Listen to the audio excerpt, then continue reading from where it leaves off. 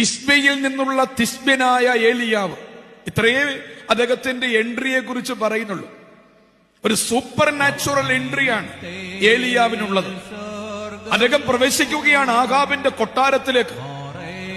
ആ ഏലിയാവ് പ്രവേശിക്കുമ്പോൾ അദ്ദേഹത്തെ പരിചയപ്പെടുത്തുവാൻ എലുക പറയുന്നില്ല.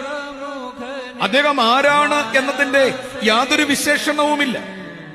എന്നാൽ ഉണ്ടായിരുന്ന ഒരു വിശേഷണം, അസാധാരണമായ ഒരു പേര് അദ്ദേഹത്തിനുണ്ടായിരുന്നു എന്നുള്ളതാണ്. എന്തായിരുന്നു പേര്?